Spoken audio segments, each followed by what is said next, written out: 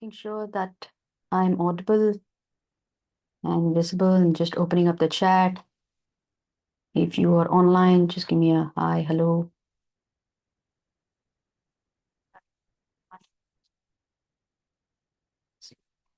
The chat. If you are online, just give me a hi, hello.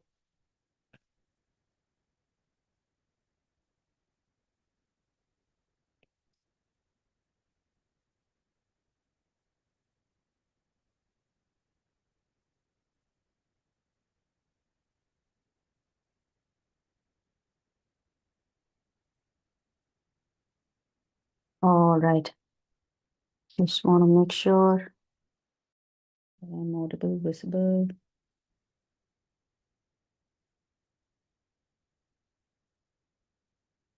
Right. Oops. Okay, cool. All right, we are online and the voice and screen is also visible. Just making sure that people, if you're watching online, I open up the chat also. All right. Okay, so today's episode, and I welcome you to Unlocking Emotional Mastery, and we will see how to make you a better decision maker. Because taking decision, making better choices every day shape up our day-to-day life. And effective choices for life shape up our future, starting from your finances or career choices or health choices or family issues or parenting. In each and every domain and aspect, whether you are a man or a woman or a teenager or an adult, we all constantly make choices every day. As an average, an individual makes more than 3,000 choices in a day. Imagine the amount of decision fatigue one goes through, and especially when the choices made or not towards the better outcome, then there's going to be a stress. It leads to frustration and then it leads to burnout.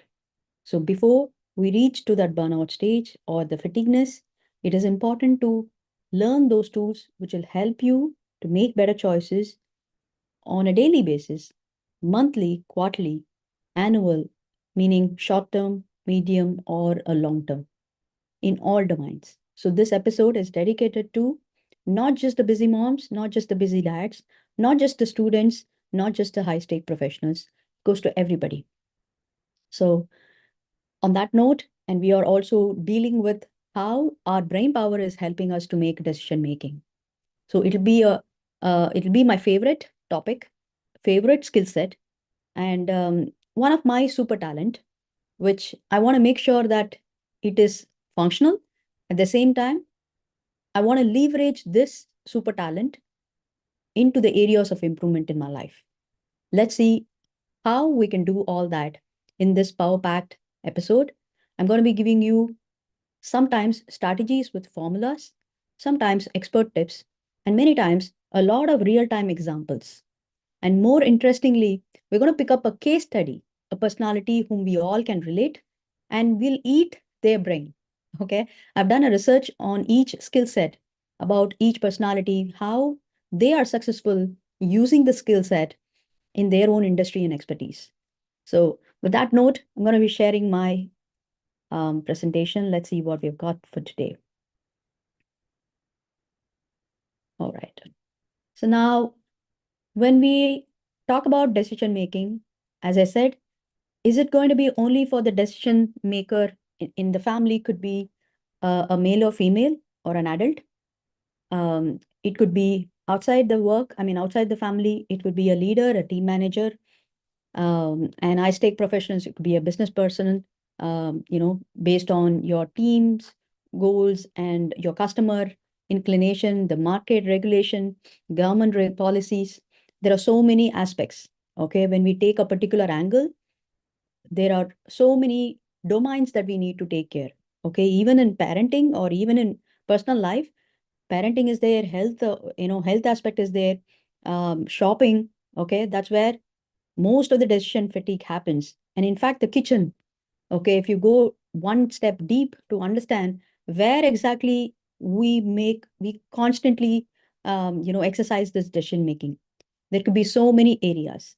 And even for a student, in their own aspect, for them to make a career choices or educational choices, or even day-to-day, daily, interactions with their friends or with their teachers, with themselves, what kind of dress they have to wear, what they have to, eat for their lunch, and how they have to show up, and, what is their scores, what are their dreams and likes and wants. There are so many things constantly going in an individual.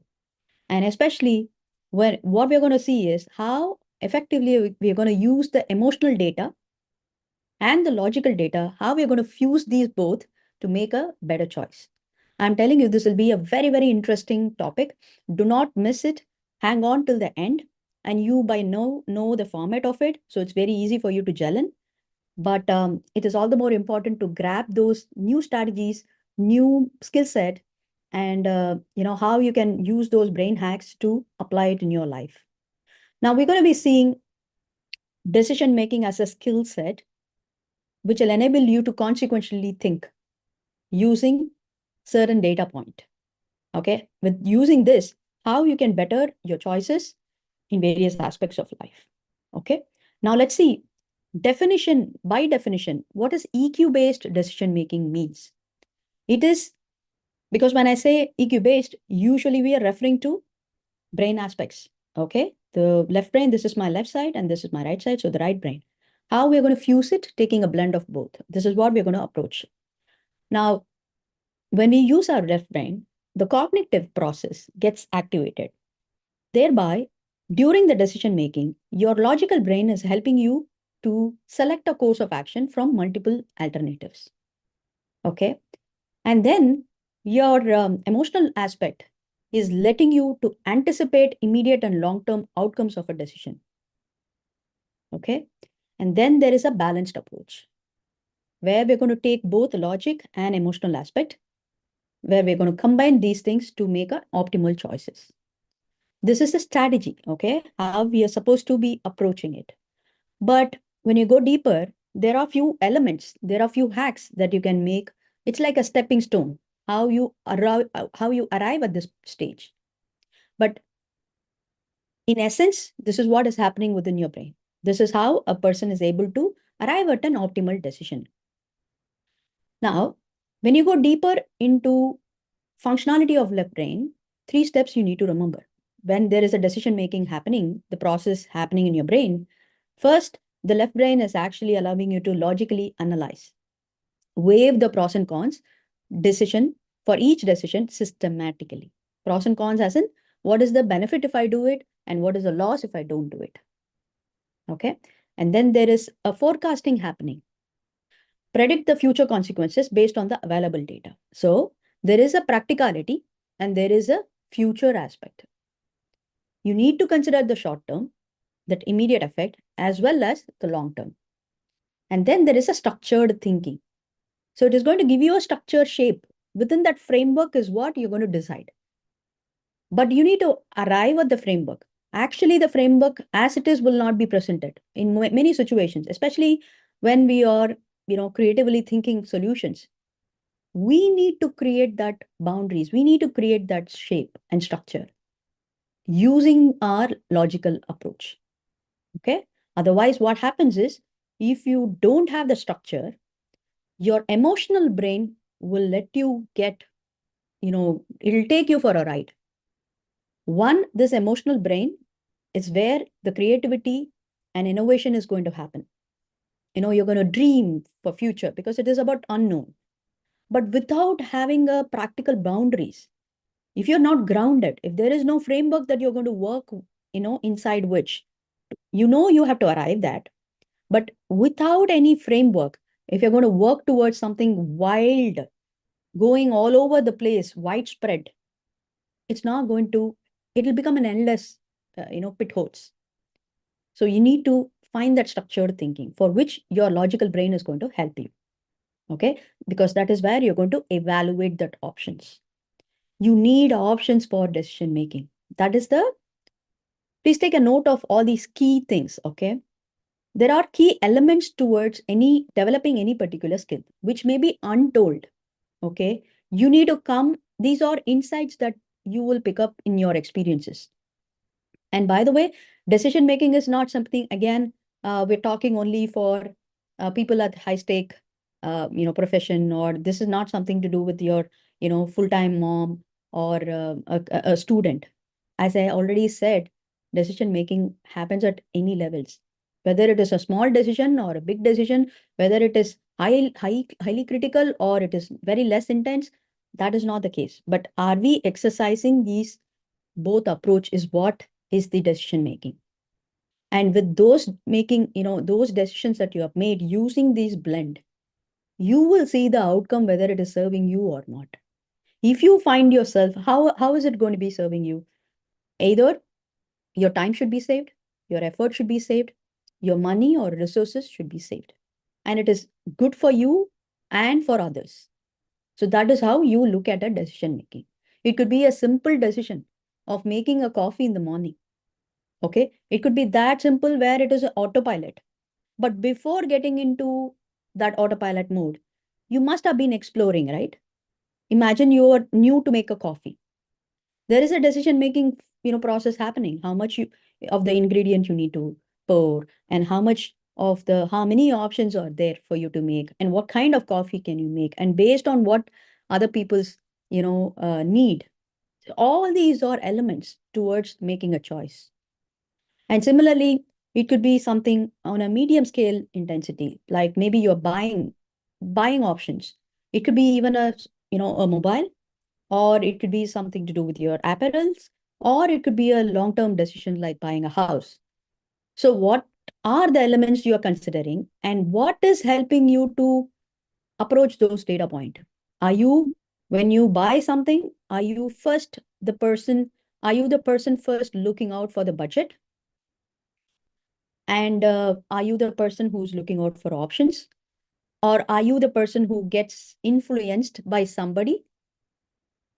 Just because your friend has it, you just want to go with it. You don't care what is the money aspect. You don't want to dwell on other aspects, whatever is going to stop you buying it. You just want to do it. This is an emotionally driven purchase, impulsive purchase. But if you are a person who's carefully taking decision, sometimes you're so careful, this choice is available for you. There is an outcome benefit of it. You may enjoy, there is a luxury, or it could be something useful. But you may be a person who's too much careful that you're not able to take a decision to buy it. You see, there are so many things happening before we take a choice. Again, how are we very efficient as a parent? At least as a mom, we're all multitasker, right? But actually speaking, multitasking is myth, because you need to concentrate. Your brain allows you to concentrate on only one thing. We think we can concentrate on many levels. Okay. That happens when you are like, maybe doing a lot of spiritual practices and you're training your brain. But essentially, in, day-to-day aspect, only one thing can be performed. On that note, what is happening is, you may be efficient in particular decision making because we have to handle so many things. We are expanding our capacity using our brain and body and effort. So thereby you might have gained some efficiency. But before arriving that efficiency, these processes would be taking place in your brain. Okay, so that is exactly what we are seeing. Suppose you are able to model the same thing in other aspects where you're struggling to make a decision, then there is a win. Okay, so let's see how your left brain approaches. We saw that. Now let us see how the right brain approaches. For you to drive decision using your right brain, what you're going to do is you're going to raise your intuition. You're going to use gut feelings to guide decision making. Okay. Then comes emotional intelligence. I mean, of course, we are talking about emotional intelligence overall.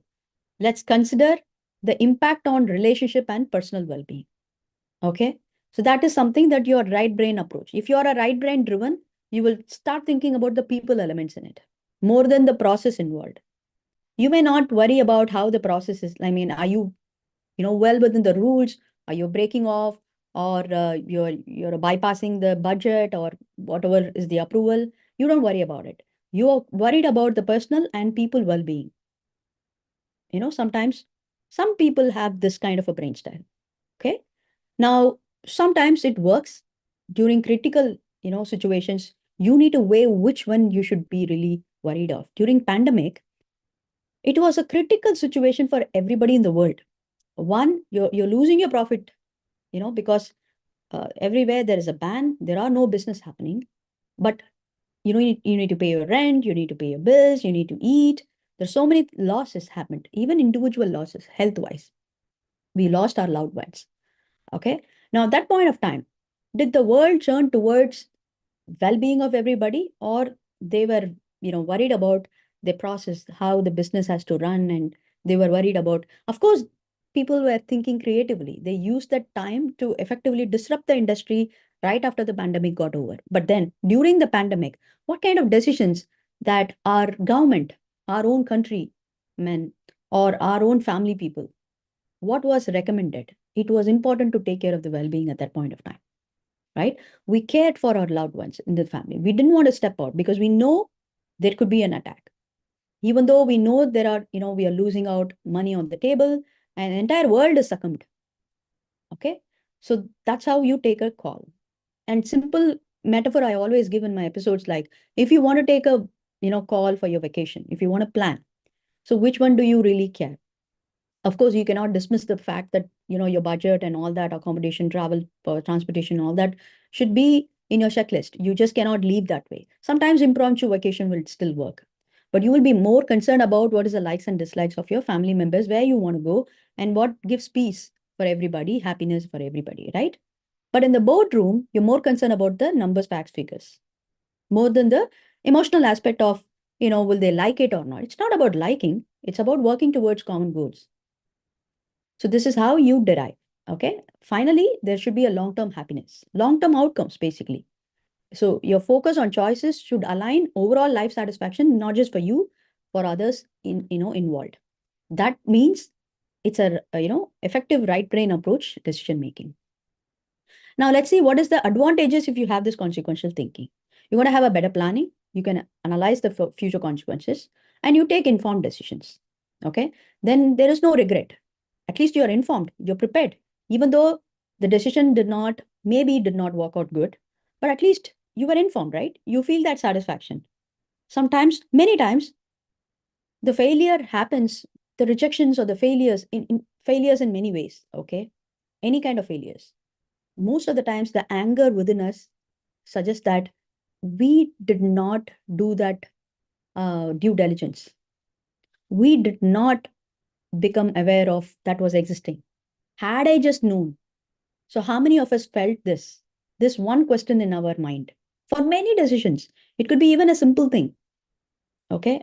So when it comes to decision making, again, don't measure it based on how simple or how it is negligible. It is a process, that there is a decision making process happening even for the negligible ones. Okay. That negligible one's decision could be to even discard the negligibility. That is again a decision making process. For you to arrive to discard that, delete that, or not worry about that is also a decision making. So it will largely reduce the regret, and then it can increase the confidence. Now that you are taken an informed decision, you will exactly know how to apply the same for the next time. Okay. When I still remember one classic example in my life is when we came to this place, to US. It was pretty new when we landed here. Everything was new. The schooling was new, policies were new, the approach was new in terms of education, parenting. There are transportation. Everything was dependent at the same time, new, not just for us, even for the child. So many things were not structured or not to be seen or readily available the way how it was in our homeland, because we know there is a familiarity. Okay. But this is an unknown zone. So we took time. Obviously, everybody takes time to settle down, but by the time we tend to lose a lot of opportunities. So there was an examination where we figured out that a child can skip the grade and then advance. So that is one good thing, that there is no stoppage of any talent to be grown. Unlike the homeland has a very structured, according to the age, they have to be in their particular grades and not go beyond. But over here, they can accelerate their growth as long as you find there is a talent in the child. So there was an examination. Now we came to know there is a process that you can accelerate. But for the examination, there are no resources. There are no hints. There was no, even the teachers could not help us, because once you help that kind of student, that means they're not gifted, right? It has to come, those skip grades are something that they have to take an effort and prove themselves that they can, you know they have the foresight of how the skip the next level candidates think.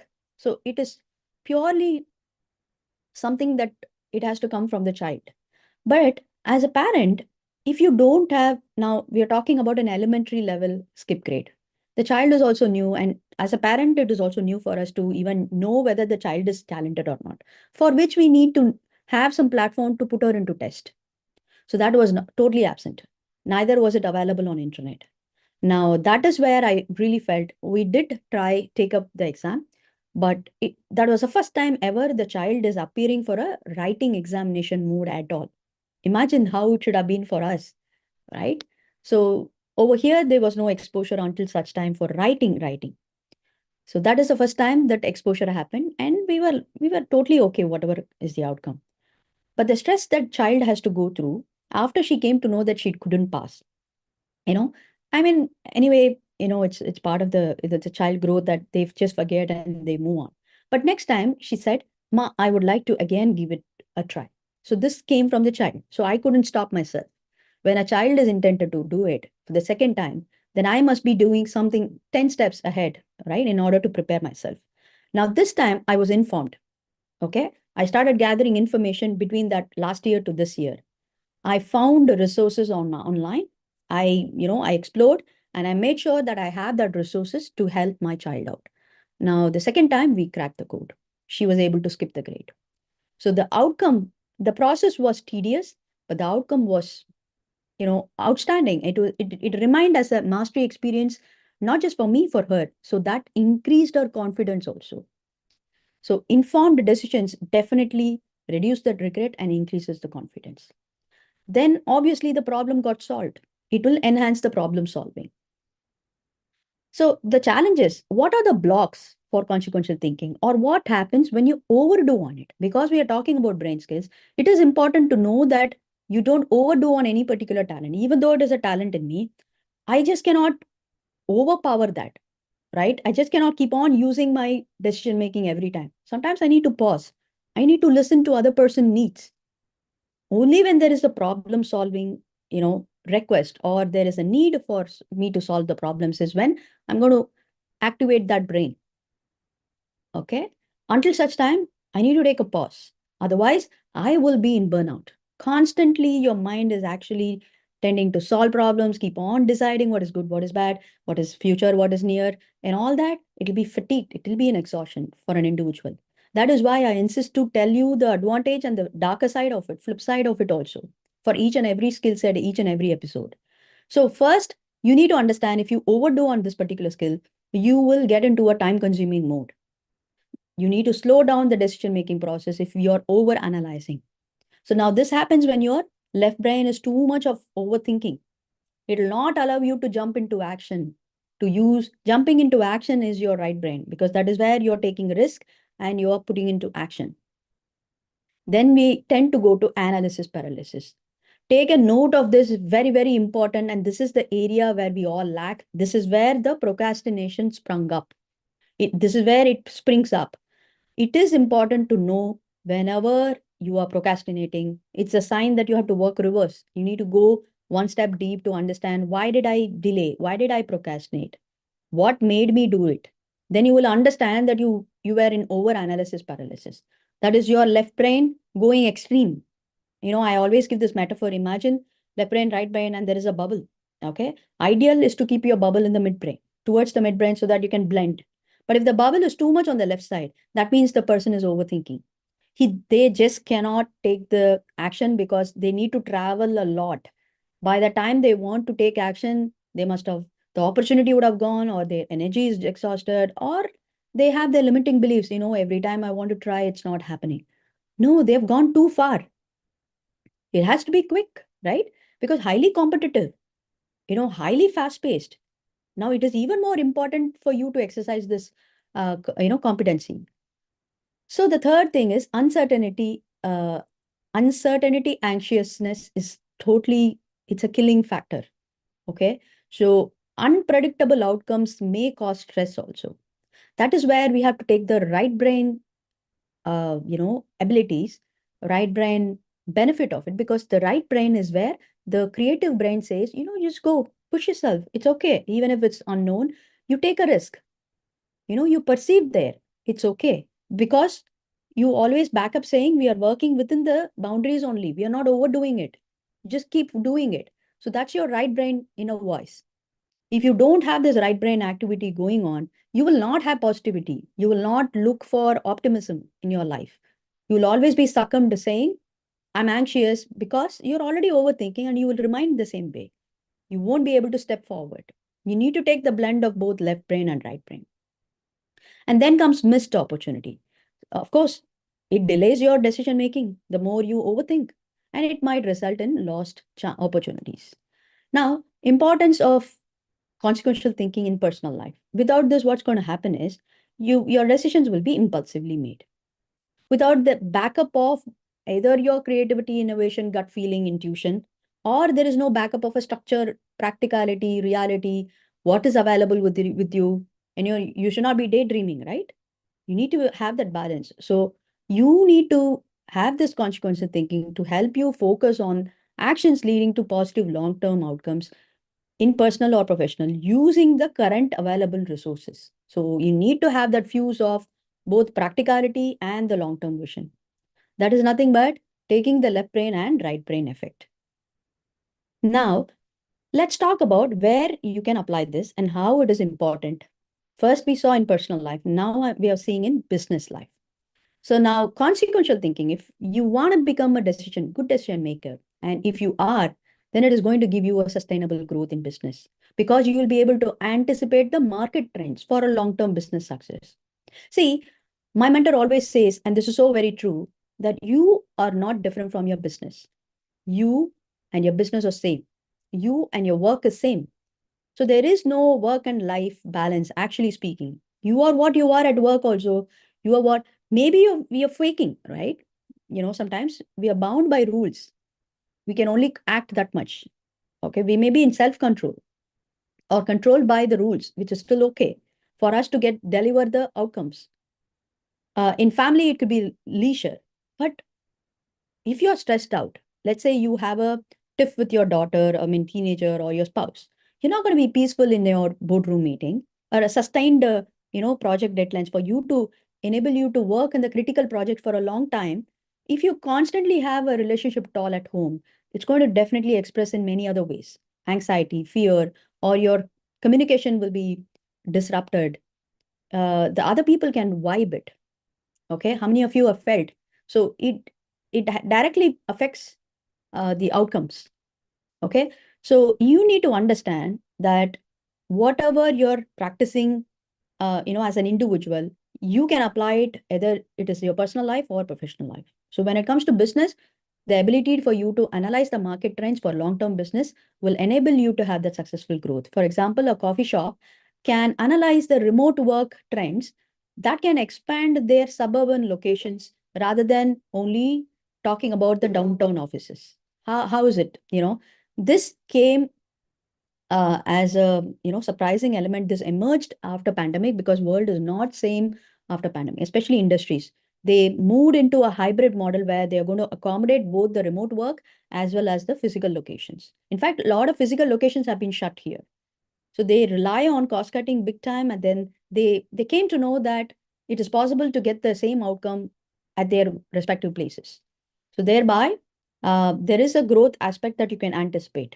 Then again, risk management. So you are able to identify and mitigate those potential business risk if you have this super talent in you. For example, a retail store maintaining a 3-month inventory buffer, which can protect their challenges against their supply chain. It could be any time, right? For example, when the pandemic hit, nobody was prepared. Of course, you cannot prepare for pandemic at that point of time when it is, new, something new, especially with the virus, which is like unknown. But right now, we should be informed about the next pandemics. That is how our consequential thinking can work for us. We can proactively prepare for us. In fact, the current pandemic that we are in right now is mental health. And emotional intelligence is more important than ever, right? This is the most important skill set that we all need to have, whether it is a career development or business development or personal development, so that we can combat our well-being. I mean, challenges that comes on a way to our well-being. We need to take care of ourselves to be able to take care of the other challenges. And then the strategic planning can happen if you have this talent, because you're going to make informed decisions to be able to support your company's future decisions.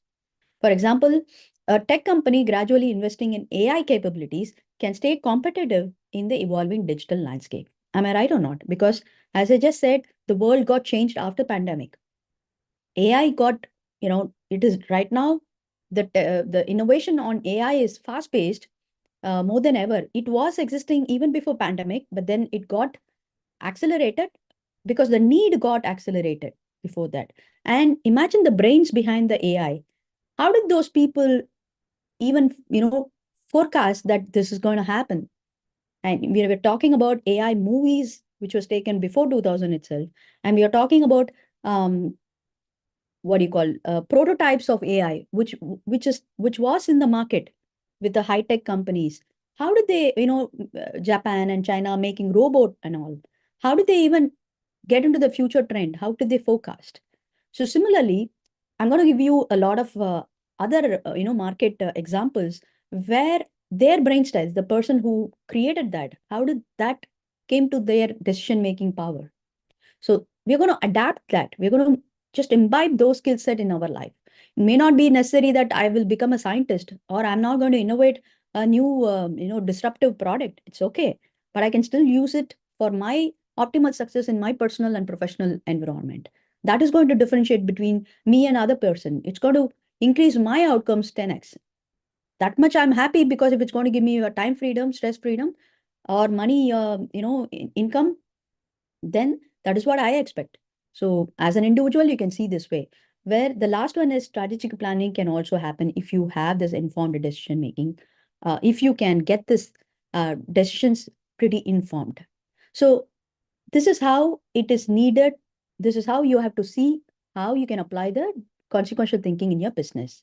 Next, we talk about statistically what happens is leaders agreeing to improve the decision making, enhancing their performances close to about 95% in the market now. In fact, people want to hire those, candidature who have a record of taking right kind of decisions in their life, right? Decisions which led to the, expected outcomes.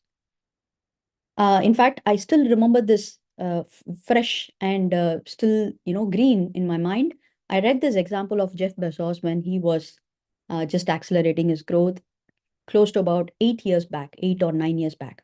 So there was a journalist who interviewed him and asked him, about the expansion that Amazon was going through, and amazed to see how his leadership, abilities, and how is he forming his team to be able to reach that heights. Because reaching, success by any company is not just an individual task. There are a lot of brains behind it. Okay. So even before this AI got, disrupted, Amazon had built a lot of centers, which is an automated, the activities were run by robots, right? There were so many things they were tried to disrupt the e-commerce platform as such. So the journalist was curious to understand what is the secret behind he choosing the right kind of people. Then he said, when he wants to hire somebody, especially when it's leadership, board, he wants to onboard somebody who has maintained a track of taking a series of decision making. It's okay. There could be some ups and downs. It's okay. Not all the decision making could be very, very successful, but he wants to see the past trend. So the amount of decision made and the, the reach of the, desired outcomes, that's what he want to assess. So his questions or his focus to that particular candidature at the high stake, positions or based on their decision making skills. So that got me a bulb on. I think that was an inspiration for me to develop this decision making skills, maybe, perhaps. So I just gave you a hint who I'm going to talk about. So just hang on till I come to that case study. So let's talk about quickly who needs this skill. Typically everybody, practically everybody, as I just said, but parents who want to take a long-term decisions about children's upbringing or life's goals, or professionals who want to balance their career growth and personal life, entrepreneurs who want to manage their risk and opportunities, and individuals who want to make better personal and financial decisions. Practically everybody across age group, across gender, across locations. Okay. Now let's talk about quickly how decision making can be applied in financial planning. This is a very critical thing, right? Especially planning in finances is a very downsided topic among men, among women. Okay. I want to break that stigma and I want to tell you that please come up to that level of, initiatives that you involve yourself in financial planning, starting from your family goals. Okay. Take that ownership, take that responsibility to contribute your ideas, to contribute your efforts. Doesn't matter whether you're a breadwinner or not, whether you're an earning person or not, you can still contribute. And we all do this as a parent. We naturally want to spend effectively on our kids. I mean, we don't just like that accept whatever our kids want, right? We do go through this process, but typically when it needs to be financial discussions, financial planning discussions, and maintaining the finances, okay, on a larger scale, how the men are doing, okay, or you may be really good, more than the men in your house, you may be really good with finances, okay. Either ways, we are applying our decision making skills there. So in investment decisions, you're going to consider infusing the decision making by considering the long term consequences of financial choices. For example, choosing between high risk portfolio of stock investment versus the stable retirement planning. So typical, right? Typical of decision making, right? Even larger purchases like affordability. We're going to look at the accessibility when you want to buy a house. We're going to look all these factors apart from the budget. Okay, so you are also going to evaluate the weather, aspect, whether buying a house or whether renting or investing in a better locality, or investing in a by renting official setup. Those are the larger decisions for your investment for future. So decision making power will be manifested those areas when you start exercising. That is why I say, doesn't matter when you are not able to bring any outcome yet, but please involve yourselves to exercise this competency at least.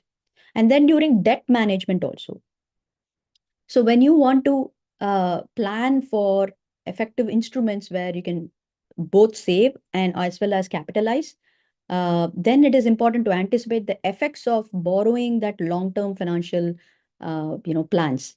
So you're going to consider, for example, taking a car loan, how it is going to affect your ability to qualify for the mortgage that you want to take in the next few years also.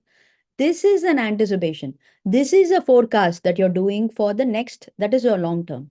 By what you're doing, taking actions now should not be impulsive so that it's not going to affect the long term impact. Maybe you may be buying a car for your family right now, right? That could be a need, but you are buying a car out of impulsive, choices. That should not jeopardize the need when your kids are, passing through their school and they want to get into a graduation. It should not be a close neck, money crunch at that point of time. So it is, we're all doing as a parent, we are pretty responsible.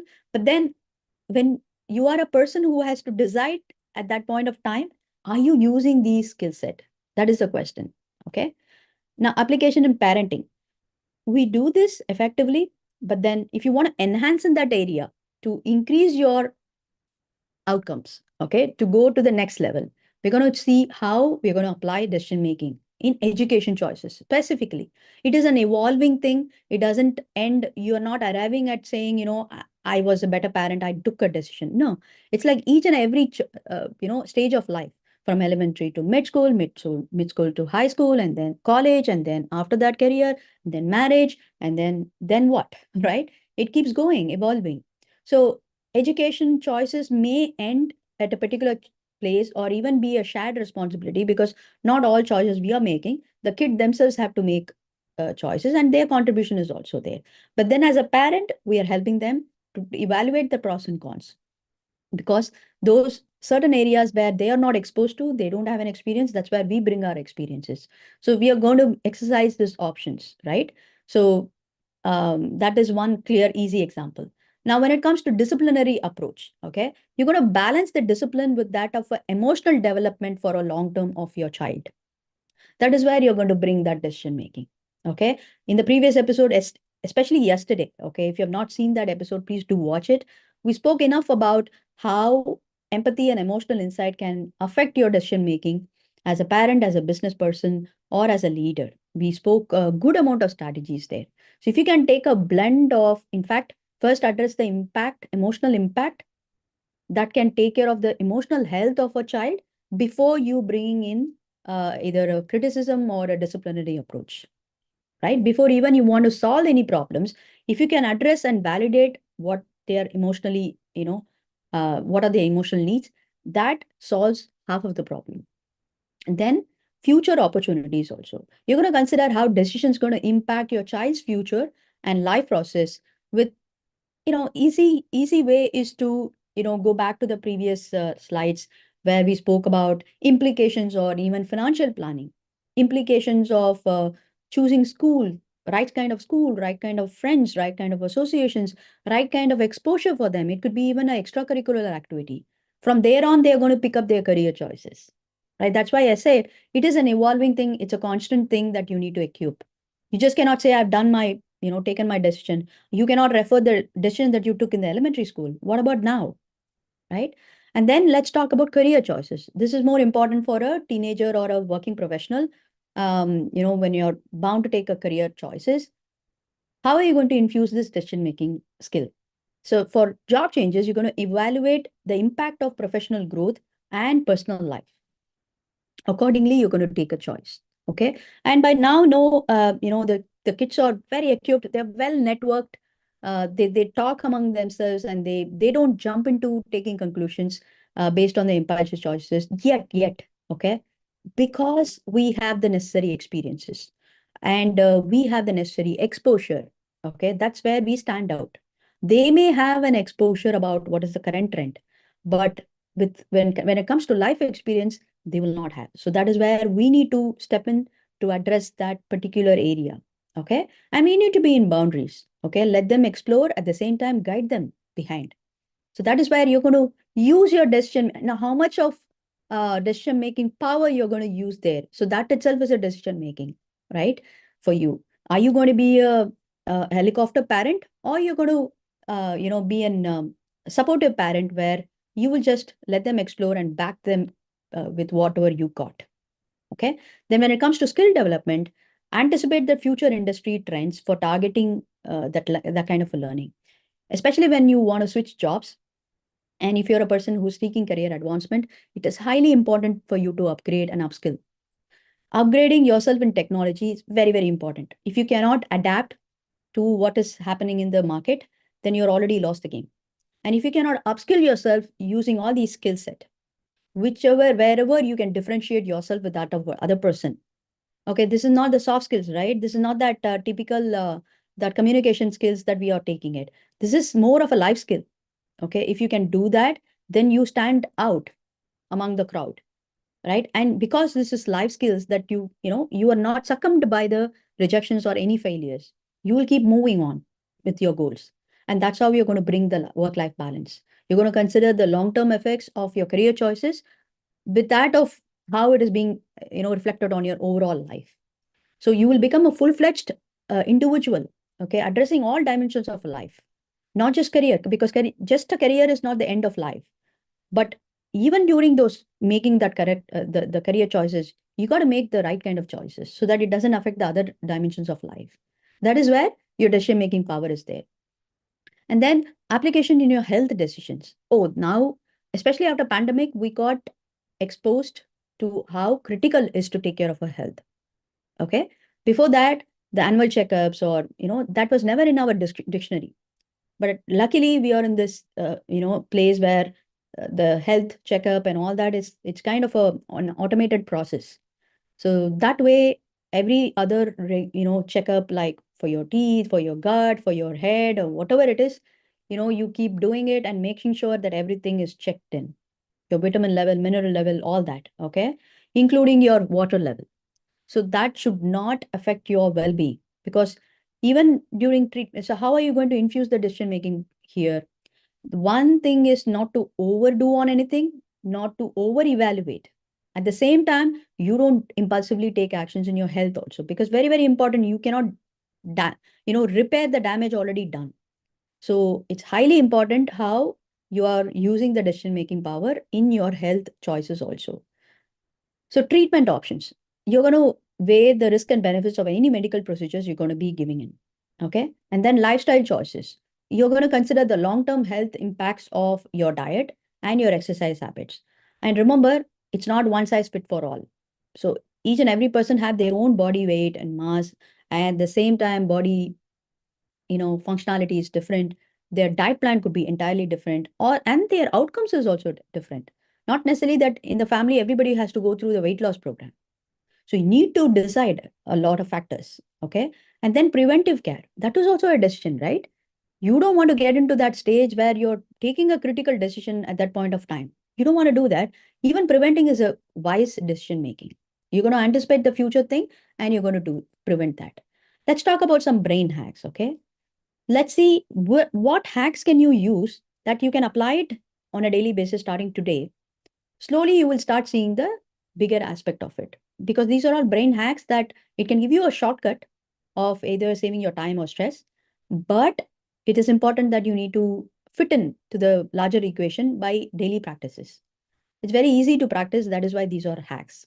So the first thing is, for long-term effects, you're going to consider 5-10 years into the future before deciding anything. You're going to consider what happens, how you will be in 5-10 years. It's the same way how you're considering for others. Remember, emotional intelligence itself is two components.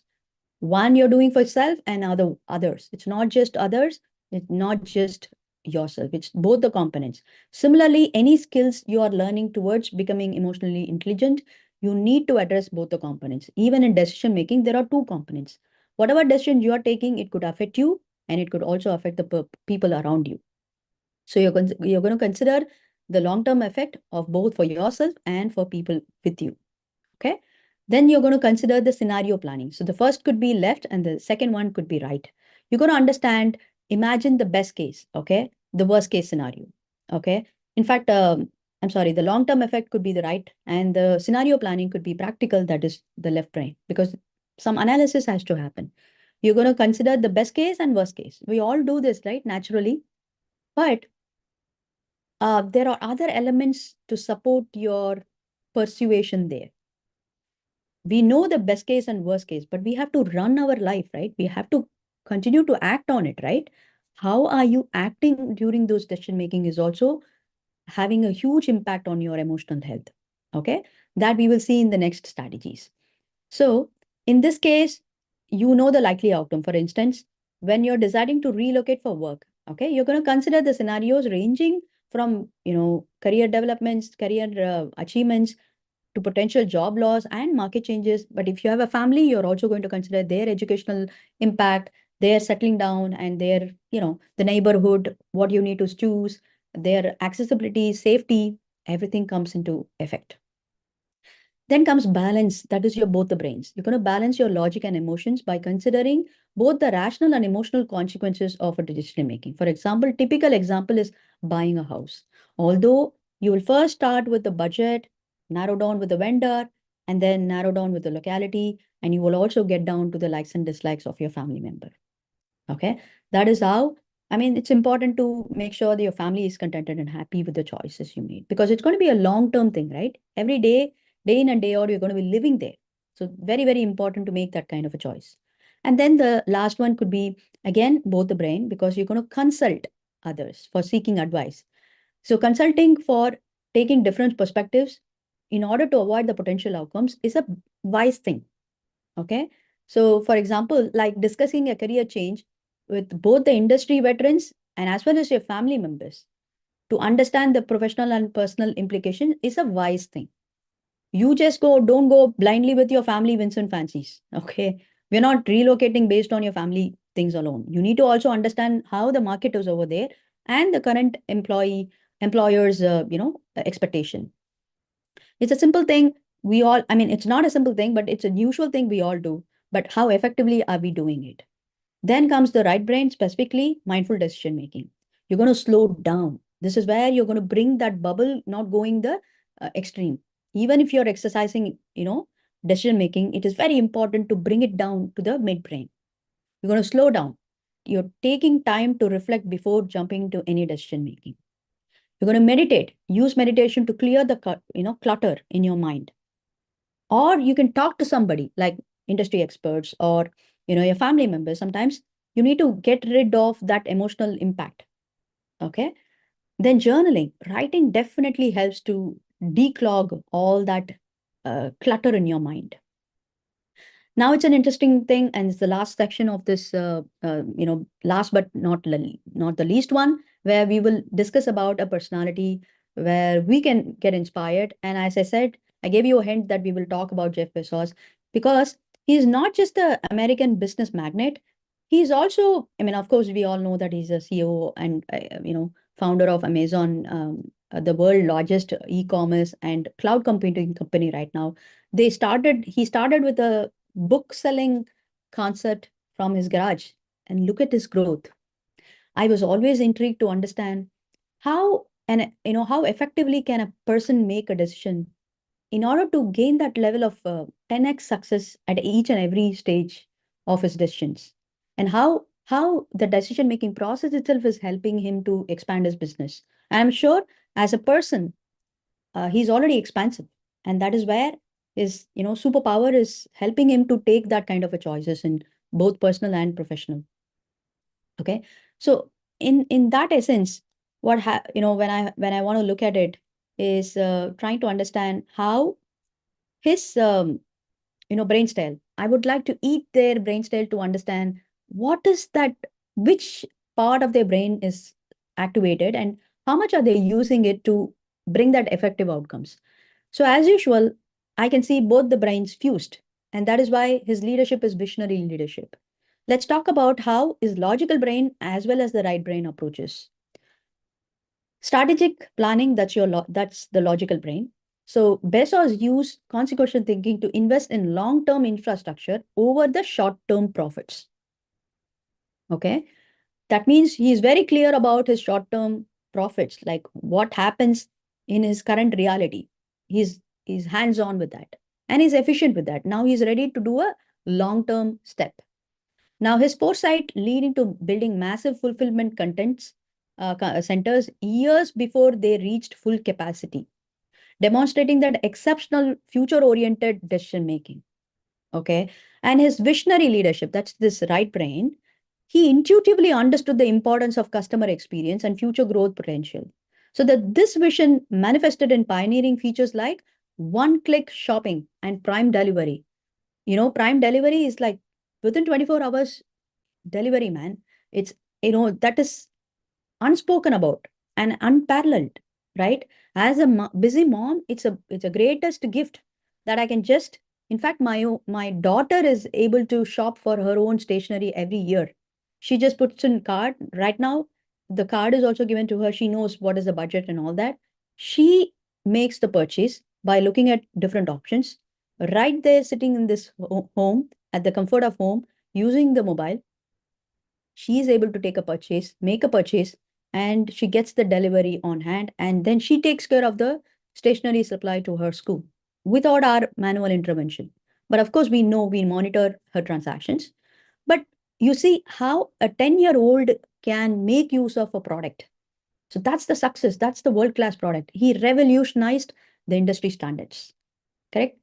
So his top brain talents are the ability to focus. So remind the focus on long-term outcomes over the short-term gains. So that is why his leadership style is visionary. And then the problem solving, obviously, right? Although he's been dreaming about the long-term vision, but he did not fail to solve the problems, current problems. So by solving the current problems as well as anticipating the future problems, he created a world-class product. He bridged that gap. And then the vision anticipated making changes and customer needs. So his leadership style is visionary, transformation. He brought Amazon from small bookstore to global e-commerce leader. He anticipated market changes and evolving customer needs. So it's going to be a long-term focus where prioritize long-term growth and immediate profits. Okay. Now, after this, very, very important 3-4 steps. Please take a note. If you want to model the same kind of talents, what you're going to do is first how you can improve the decision making skills. First is to learn. Okay, study decision making techniques and consequential strategies. That is exactly what you're doing. If you're still hanging on there, I want to compliment you that you are sincere to learn and grow. You're already gotten some strategies in place. Okay, and then what you're going to do is practice. You're going to apply these insights, skill set to daily decisions, which means you got to start practicing today, starting with small steps, okay, to see whether it's helping you or not. And then you're going to review it and make a change. And then what you're going to do is reflect. You're going to regularly review and decision making for the next process. Okay, that's the first thing. Then tools for you to make this pros and cons list. Simple thing is just take a paper and start doing weighing the options. What is the advantage and disadvantages? And then you can even make decision trees. Like you start from the 5 why techniques. You can use that, larger goals, and then you break it down. Okay, then you go wider also, not leaving any dimensions. So that is the key sauce here. Okay, and then you're going to weigh options. Without creating multiple options, your decision makings will not be effective. So you're going to also assign the importance to all these factors before arriving as an objective decisions. Okay, so the first thing is write it down, advantage, disadvantage, make a narrow down at the same time wider options. And then you weigh the importance of it, prioritize. So while you're doing this, you could also have some blocks. Let's see what is the block, because we need to be practical, right? And we need to address that issue. Blocks are overcoming the decision fatigue, because we are constantly taking decisions and it leads us to exhaustion only. So what you're going to do is prioritize. The moment you're going to fix the importance of it, you are naturally prioritizing. So thereby you're focusing energy only on important stuffs, right? And you're going to simplify the minor ones. Okay. Then what you're going to do is pick up a routine. If you know that you have this important goal to work out, fix daily routine. Establish that as a routine for recurring decision making so that you reduce the mental load of it. Okay. Then you're going to, for example, consider planning your work outfit for the entire week on Sunday evening to do thing. Okay. One of my best friends from the entertainment industry, he's an actor. So imagine the demand from him could be very, very, larger, because people look up to him, right? He's an actor, he's an established actor. Now, his decision making of what he wears, how he walks, how his hairstyle and everything has been noted. And he simply says, Brinda, I don't fret. Especially, that's the most easiest thing, because I've simplified my decision making there. He only picks his outfits based on the days. So he fixed colors for each day. 7 days, 7 colors. So that reduces his load of even shopping. He just goes to his stores, whatever he wants, or he sends his assistant to just tell him to show the options of, what color it is available based on the color choices, and of course the fitting and all that. Okay, that's all. His shopping is done. Of course, we can't talk this for women, but then I insist that if you can bring your shopping decisions, simplified.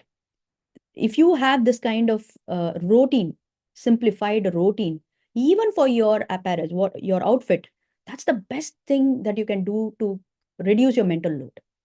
In fact, our Black Friday deals or Thanksgiving is a huge thing in US.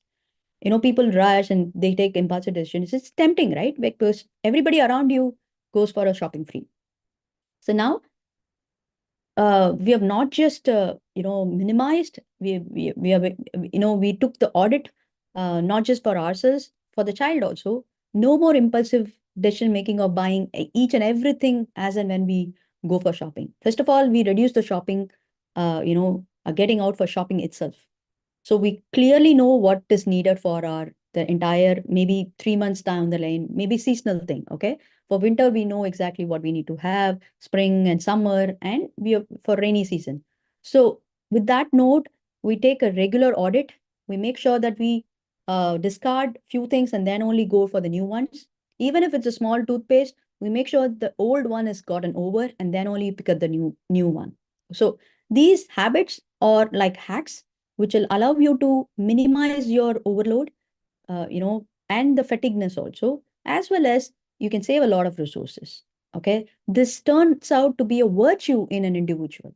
These are value systems that you can instill. And you see how simple things can, support you in a larger decision making. And then you're going to give a rest. You're going to ensure adequate sleep and breaks to maintain that decision making quality. Okay. Especially when you want to decide something. As if you're a working person, you must have seen this happening. You're so tempted to write a reply to that email or to create a new email just to show what you're feeling. Okay.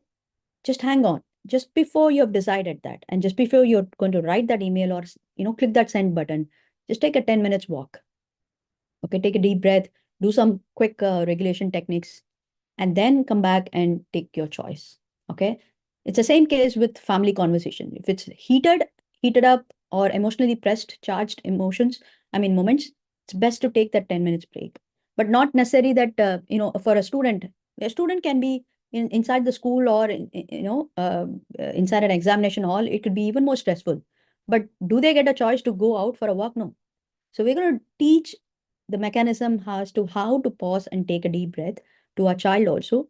And you're going to model that when the child looks at you that you're able to regulate, you know, regularly on your emotions, you're going to teach the same thing for your child to also be able to regulate. That is why emotional intelligence.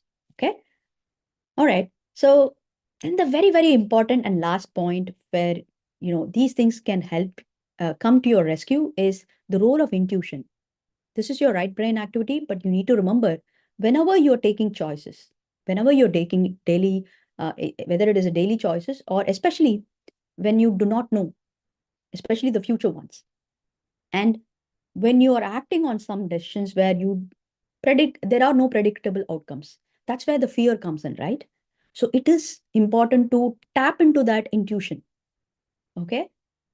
Go with your gut feeling and maintain that balance using the logical, structuring. So now you're going to use the gut feeling because intuition can provide valuable insights, especially in complex situations where there are mixed emotions, there are biases, and there are no evidences, or there are no data point for you. Okay, you're still confused.